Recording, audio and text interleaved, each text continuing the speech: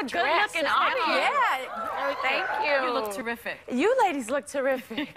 Thank So, you for you know, having Kelly, me. since you've been here, you've had a lot going on. You were here a while ago. Yes. And I mean, you're married. Yes, I am. And you I love being married. You have a two-year-old baby boy Yes. named Titan. That's Yes. cute. Thank you. And you've been working on your 5th album. Oh, He yes. looks like you. Oh, you're adorable. Thank God. If one more person says, oh, he looks just like his daddy, I did the work. Yeah, you did the work. I pushed him out. But his dad did name him. I said, if I have to carry him, you have to name it. Oh, yeah. So it was So, you know, a lot of your work previous to being a mommy was, you know, how shall we say, sexual, little sexual in nature.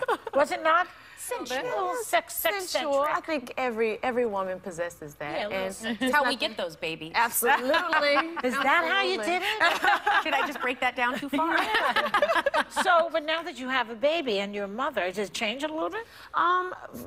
At first it did, because I think that, you know, my body changed. I looked in the mirror after I had Titan and I was like, who is she? Yeah, it does things. You know, Yeah. everything just, Gravity. yo. Is a bitch. So, so basically, it took me a while to fall back into that, but I'm so grateful for my husband. I'm grateful for my circle of women, because they were just there to root me on and support me and tell me this is a part of the faith. So it was perfect. Now, I have a boy. He's 14 now, though. But I've spoken a lot about the racial divide that we see in our country now, and problems with racial profiling and policing. Now you are a mom of an African-American boy. What are you going to do about those challenging conversations that you may have to have? It's so funny. Me and his father have those conversations, and it makes me so uncomfortable. But his dad said, you know, the way my mother taught me, you know, was she sat me down and she broke everything down. And I still can't believe that we're even having to think like that. You know, I can't believe that we're having to fix our mouths and our minds to say things and think things to where we have to really prepare our children. But if that's what it takes to protect them and for me to make sure to tell him how great he is, but how he has to respect himself and others as well, but to let him know what the world is like. And I think that we can't, you know, shield our children from that. We have to make sure that we're honest and forthcoming with them so that we keep those lines of communication open. Absolutely. I think that as long as you have that and they're able to feel like you're their best friend, which is what I admire about my best friend, Lala. She has the most amazing conversations with her son, and I take a little bit of that from her, That's too. good. Yeah. That's good. What do you think about women's issues in this particular climate? You know, I feel like what we saw when it... You have to take that breath. I know. I have to take that breath because I saw one meme. I think it said, I can't believe it was this woman, and she was older, and she said, I can't believe I'm still having, you know, her son. To deal with this. And that's how I feel. And I can't believe that as women, we have come a long way. But I think that where we stand now, we have to be unified more than ever. Because it's power in numbers, and it's power in what we say. It's power in our opinions and how we think and how we feel. And we just got to go to these places and beat these doors downs and let them know we're not playing. No, you're how we got here. I mean, we're how you got here. Exactly. We're how you got here. Never forget that. So let's talk about your book, Whoa, Baby. Yes. Because I feel you. Whoa, baby. I had one a year ago. But you had a very easy delivery, but then you teamed up with your OBGYN to share some of the struggles you had after having the baby. And I've spoken on here about having postpartum and my struggles with breastfeeding. So did you experience some of those hurdles? Postpartum, I didn't. I remember kind of being prepared for it. I talked to a friend of mine, a very close friend, Joe Bolduc, who's also a therapist. He's here in New York City, and he helped me deal with just the things that I was experiencing emotionally, because once you have a child and I'm trying to balance myself and fall back into music, and my fans are like, why don't we have an album? And so it's so many things that I was juggling, and I was rushing myself into so much, and I was like, woosah, Kelly.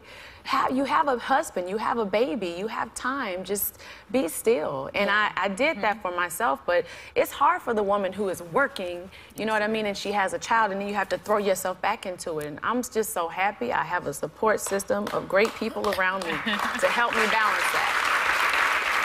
I also feel like the person you are overnight, I always heard becoming a mom, that you'll feel all these things, and I felt things, but I didn't know how to be a mom. I still knew how to be myself, Sarah. Yes. So I think that adapting takes time too, and no one does. explains that to you. No, they don't. And it's all these things happen. That's why I wanted to write the book. And it happened because after my 8th phone call or text with my doctor, Dr. Tristan Bickman, she was like, oh my God, all of my clients have more questions afterward than before. Yeah. And so I said, well, somebody should write a book. She said, somebody should write a book about it. I said, yeah, let's do it. And so I started journaling everything that happened to me emotionally, physically, spiritually afterward. And we teamed up with a publisher, and it's out, and I'm so excited. I get to add author to my name. And it's terrific. It's terrific. We all got a chance to look at it. Thank you. Since your book is all things post-childbirth, we thought we'd play a little rapid fire with you on some mommy issues, okay? Oh, boy. Breastfeeding in public, yay or nay? Yay! The last thing Titan did that surprised you? It was one of the most beautiful times. I was putting him to bed, and I was closing the door, and he said, Mama, he actually calls me Money. He says, Money? I said, yes, baby. I know, I don't know what that's about. No, he says, He knows already where it's coming from. So I said, yes, baby, and he said, I you. Oh. And I literally lost, I closed it, I'm like, I love you too. I cried. I never experienced emotion like that before in my life. I thought having him was like a huge thing of emotion, or getting married to his dad, that was great too. But my kid telling me he loved me for the first time just blew my mind. Oh, that's the best thing. Well, they say having a child is like wearing your heart outside of your body at all times. It's so true. Now, you call Beyonce your sister. That is. And you have been swapping new mommy advice now that she's expecting twins.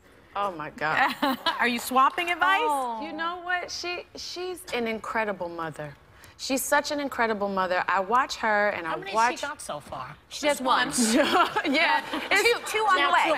It's just Blue, but I watch her with her daughter, and I get such great mommy advice from her, and I get great mommy advice, of course, from Solange, who's raising an incredible young man, Jules, and I'm just so blessed, like I said, to have a great circle of great sisters. You have your mommy circle. I do. My mommy circle is really fly. My girls are flying. And keep them close. Very good. Keep them close. Your circle can dance too. My mommy's circle isn't the same. Yes, I can dance a little. Yeah, true. Bueno. You sound like you're just, you know what? You sound like you're having a wonderful time. Thank you, Joy. And thanks for coming on the show. Thank you for having me.